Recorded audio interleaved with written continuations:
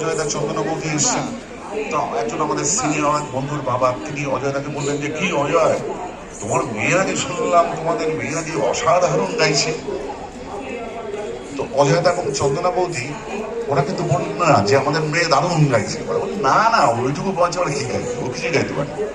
উড়িয়ে দিলেন কথাটা, মানে ওইটাকে কোনো পাত্তাই দিলেন না কথাটা। আমার কথাটা এখানেই বলার যে আপনারা সবাই দেখুন যে ওরা যেন সঠিক পথে থাকে, ঠিক মতো ওদের লেসনে থাকে, ঠিক মতো ওদের চর্চায় থাকে, ওইটুকুই।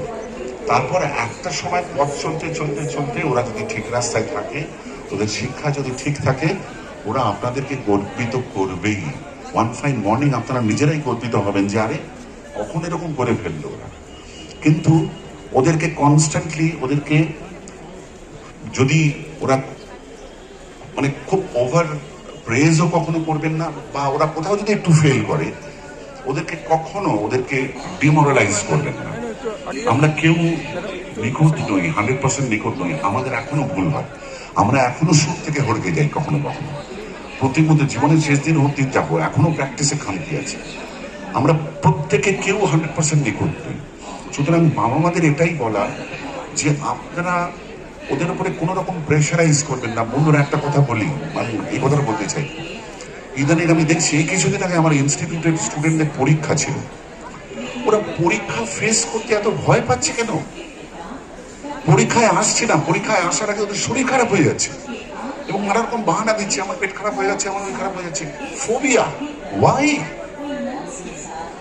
মানে আমি এইটা দেখে অত্যন্ত মানে আমি বুঝলাম যে ওদের উপরে চাপ আছে যে তোমাকে ভালো করতেই হবে পরীক্ষায়, তোমাকে মানে 90 আউট অফ 100। নো সরি, এটা হয় না, কখনো কখনো করবেন না এই জিনিসটা। না, নম্বর দিয়ে শিল্পী হয় না কখনো, ওসব হয় না কখনো।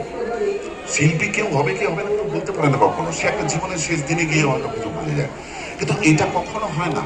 ওদেরকে শেখার আনন্দের মধ্যে থাকতে দিন, দ্যাটস দ্য লাস্ট ওয়ার্ড, এটা ছাড়া কোনো কথা নেই। ওদেরকে আনন্দ পেতে দিন, ওরা গান শিখুক আনন্দে, ওরা নাচ শিখুক আনন্দে। কিন্তু আমি গান গাইতে ছোটবেলা আমার গানটা হলো না, তাই ওকে আমি গানে দিয়েছি, এবার ওকে আমি যেটা পারিনি সেইটা ওকে করে তুলবো, প্লিজ ফর গড সেক এটা করবেন না কেউ। আমি এরকম কেসেসও দেখছি। হ্যাঁ, এই যে আমার অতৃপ্ত বাসনা আমি আমার পুত্রকন্যার মাথার উপরে বাটখারার মতো চাপিয়ে দিলাম, এটা ফর গড সেক করবেন না কেউ। ওদেরকে ওর গান বাজনার আনন্দ নিতে, ওরা যেন আনন্দ পায়, পরীক্ষা দিতে আসে আনন্দ করে, পরীক্ষা দিতে আসার আগে কারোর জন্য শরীর খারাপ না হয়, প্লিজ। আচ্ছা, আমরা দিদির প্রশ্নটা নিয়ে নিই, তারপর আমার প্রশ্ন একটাই, গান হোক। আপনারা দেখছেন গোপাল অধিকারী ইউটিউব চ্যানেল, গোপাল অধিকারী মনের কথা ইউটিউব চ্যানেল থেকে দেখছেন। শ্রীকান্ত আচার্য মহাশয় কিছু সাক্ষাৎকার দিচ্ছেন গোপাল অধিকারী মনের কথা চ্যানেল থেকে, আপনারা দেখছেন ইউটিউব চ্যানেল থেকে।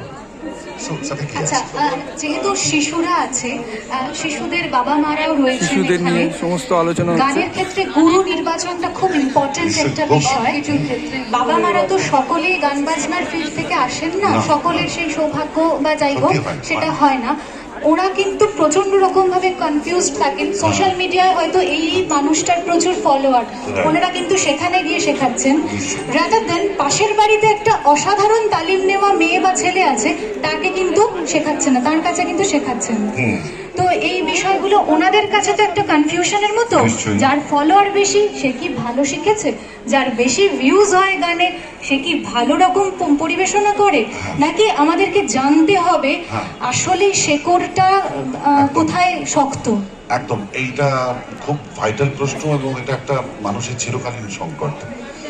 কোথায় গেলে ভালো করে শেখা যাবে এ ব্যাপারে একজন পেরেন্টের যদি কোনো প্রত্যক্ষ নলেজ না থাকে, তাহলে আপনাদের জানাশোনা যারা রয়েছে নিশ্চয়ই আপনাদের আশেপাশে কেউ থাকবেন যাদের সঙ্গে আপনারা কনসাল্ট করবেন। কিন্তু আমি ওই কথাটাতে আরেকবার ফিরে যেতে চাই যে কোনো রকম প্রলোভন দেখিয়ে কাউকে গান বাজনা শেখাবেন না প্লিজ। হ্যাঁ, যে তুমি ভালো গান গাও তোমাকে এইটা দেব, এটা করবেন না। এটা এটা একেবারেই একটা উল্টো দিকে হাঁটা। হ্যাঁ, এটা এটা ক্ষতি করে আলটিমেটলি। হ্যাঁ, আপনারা নিশ্চয়ই এটা নিয়ে জানি, আমার কাছে অনেকে তো আসেন যে আমার মনে হচ্ছে যে আমার ছেলে বা মেয়ে ভালো গান করে, আমরা গোপাল অধিকারী মনের কথা চ্যানেল থেকে আমরা শ্রীকান্ত বাবুর মনের কথা প্রথম কথা হচ্ছে জানতে একটা পারছি জিনিস বোঝার দরকার, শিশুদের সম্বন্ধে। এটা কিন্তু বলি, সেটা হচ্ছে শিশুদের যে কিভাবে গান বড় বাজনা করবেন, বা ছবি আপনার আঁকা বা আপনার বাড়ির অভিনয়, শিশুটিকে কিভাবে বড় করে তুলবেন এগুলো না তার টিপস এক দিচ্ছেন উনি, ধরনের ন্যাচারাল ট্যালেন্ট। মূল্যবান টিপস। এগুলো যার ভেতরে থাকে তার ভেতর থাকে, যার ভেতর থাকে না তার কখনোই থাকবে না।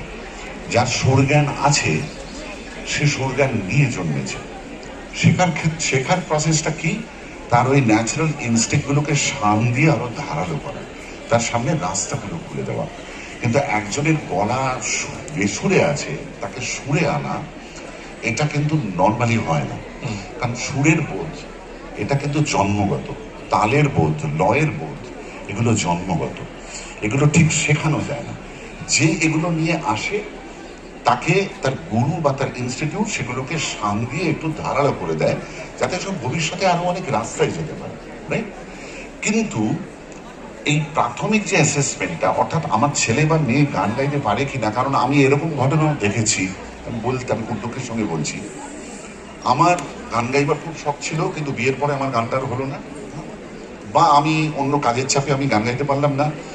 আমি আমার ছেলে বা মেয়েটাকে গানে দিয়েছি, কিন্তু আমি ওর গানটা একটু শুনুন, কিন্তু আমি তার গান শুনেই বুঝতে পারলাম যে জন্মগতভাবে তার ভেতর সুরের বোধ নেই, বা তালের বোধ নেই, বা সুরের ছন্দের বোধ নেই, তার গানটা হবে না। কিন্তু আমি পারিনি বলেই আমার ছেলে বা মেয়েকে করতেই হবে, এটা কিন্তু সবসময় হবে না। যার আছে সেই অ্যাসেসমেন্টটা করে নিয়ে যার হবে, সেই তখন তাকে একটা ঠিক মতো জায়গা দিতে হবে। কিন্তু সকলেরই হবে, সকলেই গান গাইতে পারবে, সকলেই সবকিছু করতে পারবে, এটা হয় না কখন। শ্রীকান্ত বাবু, আপনি একটু আগে যেহেতু খেলাধুলো নিয়ে কথা বলছিলেন, আমার ছোট ছোট বন্ধুরা সামনে বসে আছে, অনেক মা বাবারাও সামনে আছেন, আমি সেই জন্য জিজ্ঞেস করব, আপনি বলেছেন আপনি ক্লাস 10 পর্যন্ত চুটিয়ে ফুটবল খেলেছেন এবং কলেজ লেভেলেও গিয়ে খেলেছেন। আমরা জানি জয় সরকার এখনো পর্যন্ত নিয়মিত মাঠে যান, টেনিস খেলে এখনো। হ্যাঁ, এবং সেইখানে আপনার কতটা খেলাধুলো দেখা হয়? এবং দ্বিতীয় প্রশ্ন, যেটা মা বাবাদের জন্য আরো বিশেষভাবে থাকবে, সেটা হলো যে আপনার ছোটবেলার একটা দুটো দুষ্টুমির কথাও শুনবো, খেলাধুলো সংক্রান্ত দুষ্টুমি। হ্যাঁ, মানে সবসময় যে টেনে এনে আয় পড়তে বস, তোকে পড়তেই হবে, আপনি যে কথাটা বারবার বলছেন, তোকে এটা অ্যাচিভ করতেই হবে। আমাদের সামনে আমি জানি না আপনি নিজেকে বলবেন কিনা, কিন্তু অনেকের কাছে তো ইন্সপিরেশন শ্রীকান্ত আচার্য মশাইও এরকম করেছেন, একটু শুনি। প্রথম কথা হচ্ছে যে আমি খুব একটা দুষ্টু ছিলাম না। আমি দুষ্ট ছিলাম না, বরং একটু বিদূষিতই ছিলাম। তা কিন্তু খেলাধুলা নিয়ে নানা রকমের পাগলামি ছিল, এবং সেটা আগে ওই প্রসঙ্গে আসি। এখন অবশ্য খেলার মাঠে আমি খেলা দেখতে যেতে খুব একটা পারি না, কারণ আজকাল এত ভিড়ভাড়টা, এত ক্রাউডেড সব জায়গা। আর আমি অসম্ভব ক্রিকেট ফ্যান ছিলাম, কিন্তু আমি এখন নিজে ব্যক্তিগতভাবে টেস্ট ক্রিকেট ছাড়া অন্য কোনো খেলা দেখিনি। 50 ওভার্সের ম্যাচ দেখি, কিন্তু আমি ফ্র্যাঙ্কলি বলছি আই হেট T20 ফরম্যাট। আমি একদম দেখি না। টেস্ট ম্যাচ ডেফিনেটলি দেখি, আর ফুটবল তো দেখি ডেফিনেটলি। এবং আমাদের খেলার সঙ্গী, মানে আমরা খেলা নিয়ে আমার জয়, তারপরে আমরা আরেক ভাই, আপনারা নিশ্চয়ই জানবেন, স্নিগ্ধদেব সেনগুপ্ত, আমাদের এই সময়কার খুব অন্যতম ভালো গায়ক, এবং বাবা হচ্ছে সুরজিৎ সেনগুপ্ত, আমাদের সময়কার একজন বিখ্যাত ফুটবলার। তো আমাদের খেলাধুলা নিয়ে খুব ভালো লাগা বক্তব্য সব শেয়ার করি আমরা। কিছু দুষ্টুমির গল্প সেরকম নেই, তবে ছোটবেলাতে যেটা ছিল সেটা হচ্ছে, আমি এইটুকু বলতে পারি কতটা সিরিয়াসলি আমাদের স্কুল লেভেলে খেলাধুলা হতো। সেটা হচ্ছে there is a body called South Calcutta District Sports Associate.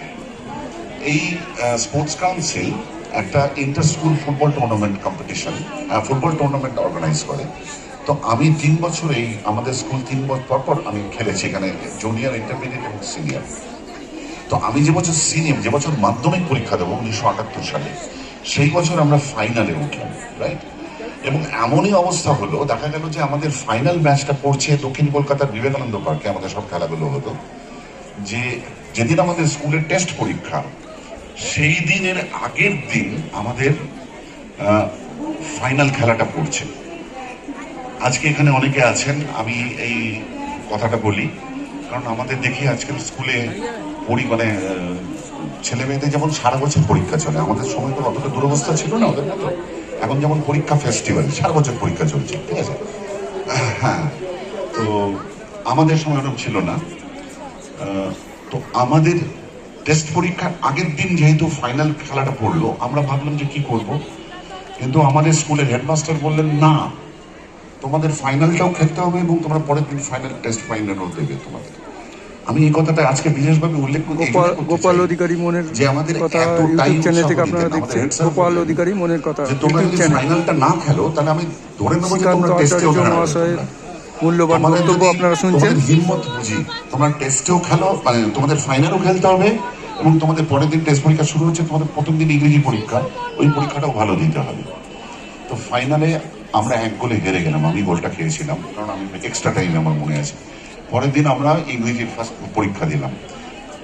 হ্যাঁ, তো এই কথাটা আমি বিশেষ করে বলতে চাই যে আমি এই যে এখনকার এই যেটা বিরাট ধুম্ব ব্যাগ নিয়ে একজন মাঝখানে বসে আছে, হ্যাঁ, মানে এই যে সারা বছর হয় ওদের পরীক্ষা শেষ হচ্ছে, নয় ওদের পরীক্ষা শুরু হচ্ছে, হ্যাঁ, এবং আমরাও স্কুলে পরীক্ষা টরীক্ষা একটু আধটু দিয়েছি, তো এবং আমার লেখাপড়া ঠিক আছে, খুব একটা খারাপ ছিলাম না, কিন্তু আমাদের স্কুলে পরীক্ষা আছে বলে দক্ষিণের কোনো প্রোগ্রামের রিহার্সাল ফাঁকি বা রিহার্সাল বাদ এটা কিন্তু কখনো হয়নি।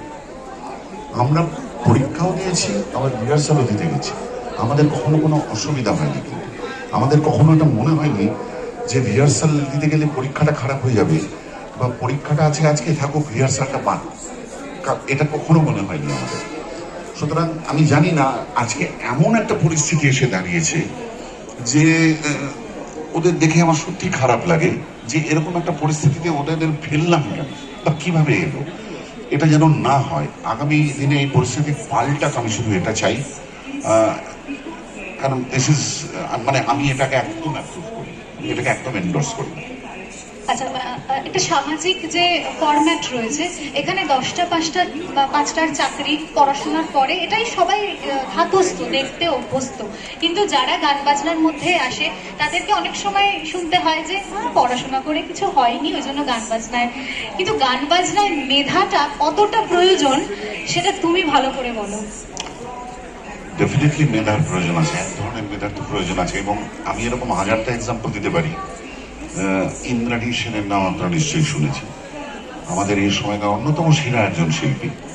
তিনি কিন্তু গান বাজনার জগতে যেমন ওই উচ্চতায় ছিলেন, এইচএসএ উনি কিন্তু ফার্স্ট হয়েছিলেন, হায়ার সেকেন্ডারি পরীক্ষায় ফার্স্ট হয়েছিলেন, এবং তারপর দীর্ঘদিন অধ্যাপনা করেছেন, উচ্চশিক্ষিত, এবং যে কলেজ থেকে উনি রিটায়ার করলেন সেই কলেজে উনি ইকোনমিক্স, বাগবাজার উইমেন্স কলেজের অর্থনীতির বিভাগীয় প্রধান ছিলেন, রাইট? এবং হ্যাঁ, ব্রেবনেও পড়তেন। ব্রেবনে আমাদের দিদিদের থেকে 2 বছর সিনিয়র ছিল বাপিদি। পণ্ডিত বুদ্ধদেব দাশগুপ্ত অনবদ্য আমাদের, মানে কি বলবো, আমাদের এই সময়কার একজন অন্যতম সেরা স্বরবাদক, প্রয়াত হয়েছেন কয়েক বছর আগে। বুদ্ধ কাকা সিএসসি, ক্যালকাটা ইলেকট্রিক সাপ্লাই কর্পোরেশনে বিরাট উঁচু পোস্টে চাকরি করেছেন, অসম্ভব উচ্চশিক্ষিত। আমাদের এখন যে সেতার বাদক উস্তাদ শাহিদ পারভেজ, উনিও কিন্তু হাইলি কোয়ালিফাইড, পণ্ডিত উদারিত মুখোপাধ্যায় অসামান্য ছাত্র ছিলেন। আমি এটা মনে করি সবসময় যে একাডেমিক দিকে যদি কেউ শাইন করে, সেটা তার গান বাজনাকেও সমৃদ্ধ করবেই, ইন্টেলেক্টের দিক থেকে অনেক এগিয়ে রাখবে আর 5 জনের থেকে। সুতরাং পড়াশোনা কেউ যদি গান বাজনার পাশাপাশি পড়াশোনাকেও সমান তালে এগিয়ে নিয়ে যেতে পারে, আমি তাকে সালাম করব। এবং আমি মনে করি যে পারে সে সবটাই পারবে। আমি এটা করছি বলে ওটা করতে পারছি না, এই বাহানাটা সে দেখাবে না, সবটাই টাইম ম্যানেজমেন্টের উপর। গান বাজনা মানুষের আত্মিক উন্নতিতে অনেক সাহায্য করে।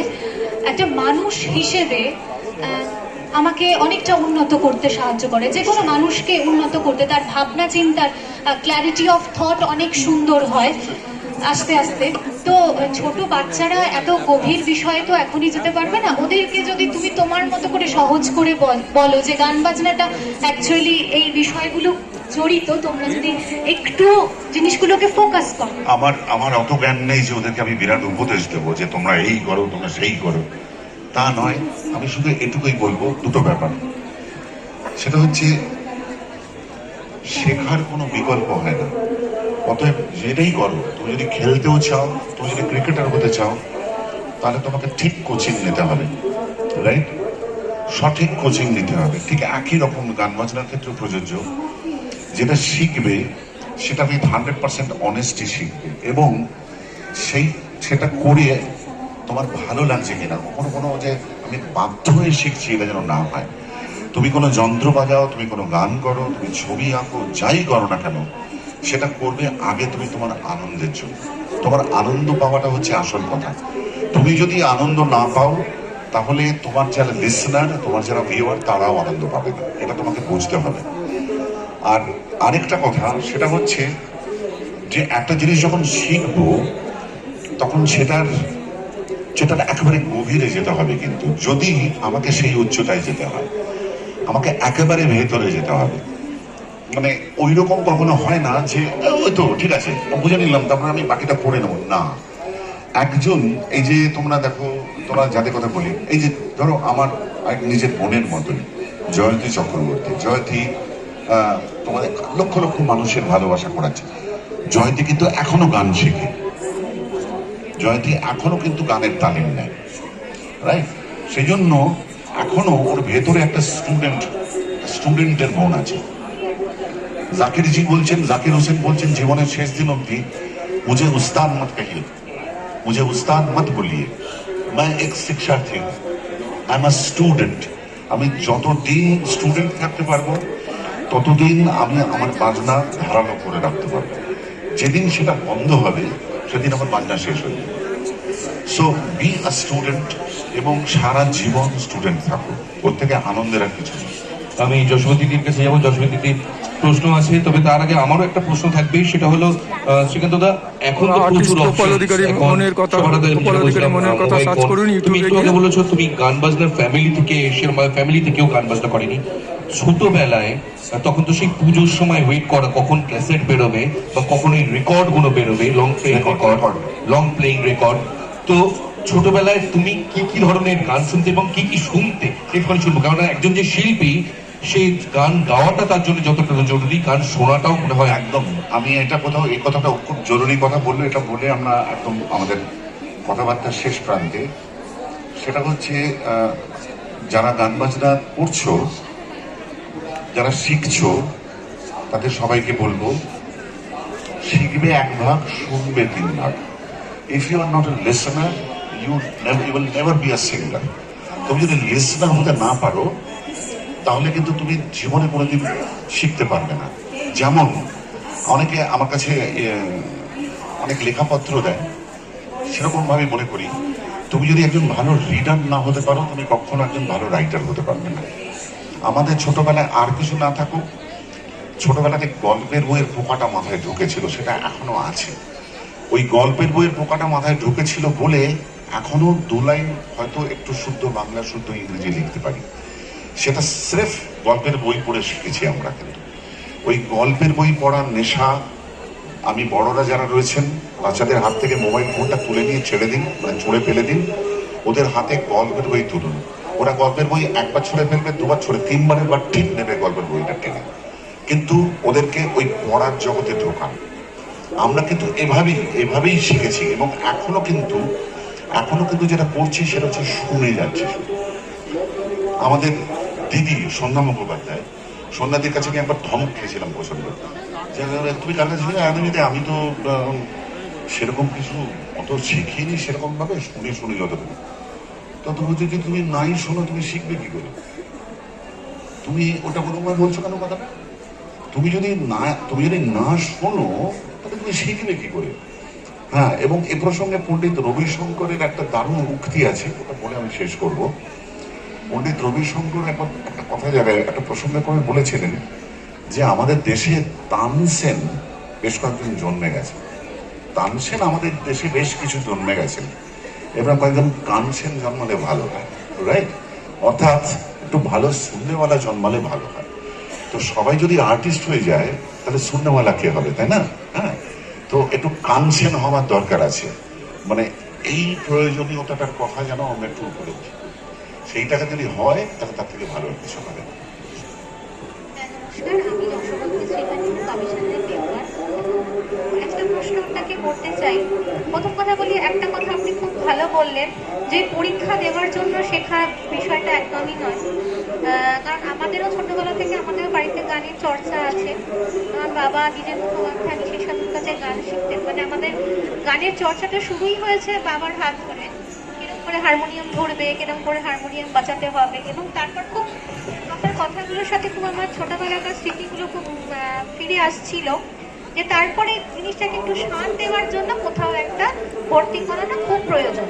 কিন্তু যখন আমরা ভর্তি হয়েছিলাম, শিখতাম, তখন কিন্তু মানে পরীক্ষা দেওয়া আমাদের যিনি শেখাতেন উনি বলেছিলেন, বাবা তো তখন রাজি হয়নি, বলে না আমরা শিখুক, এখন শিখুক। অনেকদিন পরে কিন্তু আমরা পরীক্ষা দিয়ে তারপর কোর্সটা কমপ্লিট করা হয়।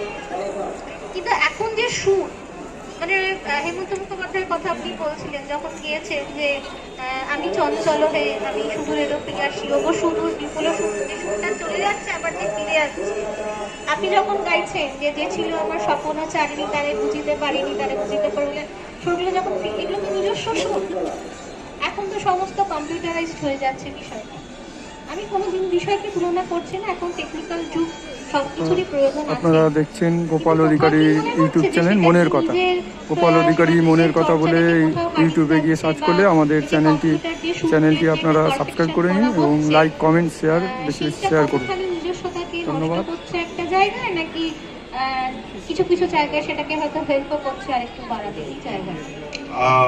এটা এই সময়ের একটা খুব পার্টিনেন্ট একটা কথা, যে আরো 5টা বিষয়ের মতো সফটওয়্যার গান বাজনাতেও বহুদিন হলো এসে গেছে। যেদিন থেকে আমরা অ্যানালগ সিস্টেম থেকে ডিজিটালে ঢুকে গেছি, সেদিন থেকে গান বাজনার অনেকটাই এখন পুরোটাই সফটওয়্যার কন্ট্রোল, রাইট? পুরো প্রসেসটাই, এভরিথিং ইজ সফটওয়্যার কন্ট্রোল। এবং সফটওয়্যার প্রতিনিয়ত পাল্টাতে থাকে, এবং পাল্টাতে পাল্টাতে সেরকম সফটওয়্যারের দিকে মানুষ অবশ্যই যাচ্ছে যেখানে নিজের কাজটাকে আরো কি করে সহজ করা যায়। এবার এই সহজ করতে করতে মানুষ এই দিকে যাবার চেষ্টা করছে কেউ কেউ, যে সহজ না, মানে আমি নিজে কাজটা না করে কি করে আমার হয়ে কম্পিউটার কাজটা করে দিতে পারে, মানে আমি প্র্যাকটিক্যালি কখনো আমি করলামই না, মানে আমার হয়ে কেউ করবে। এবার কথাটা হচ্ছে এখানেই আসলে হয়তো সংকট, যে সফটওয়্যার তো নিজে নিজে কিছু করবে না, সফটওয়্যারটা ব্যবহার করবে মানুষ। আমাদের এই মুহূর্তে আমার মনে হয় সারা পৃথিবীতে সব থেকে বড় সংকটের জায়গাটা ওটাই। আমাদের সব থেকে দুর্ভাবনা কিন্তু গন্ডার, জিরাফ, ছুঁচো, বাজি, কাউকে অমুক সমুক কিছু নিয়ে না। আমাদের সব থেকে বড় দুশ্চিন্তা কিন্তু বাঘসিংহকে নিয়েও নয়, আমাদের সব থেকে বড় দুশ্চিন্তা হচ্ছে মানুষকে নিয়ে। কারণ মানুষ আগামী দিনে কি ভাবনা চিন্তা করবে, কিভাবে বিহেভ করবে, সেটা আমরা কোনো থই পাচ্ছি না। মানুষ কোন দিকে যাচ্ছে আমরা নিজেরাই বুঝতে পারছি না। এবার এই যে প্রশ্নটা উনি করলেন, যে আগামী দিনে যদি মানুষ এটা মনে করতে থাকে যে না ঠিক আছে, আমার নিজের ক্রিয়েটিভিটি আমার নিজের ক্রিয়েটিভ ইনস্টিংক্ট চলে যাক, আমি যদি একটা এমন কোনো তালিকা বার করতে পারি যেখানে আমি কাজটা না করলেও আমি থাকলাম কাজটার মধ্যে এবং লোকের ভালো লাগলো, তাহলে একটা সেকশন অফ লোক কিন্তু সেটার ভেতরে যাবে, তাদেরকে ঠেকানো যাবে বলে আমি মনে করি না।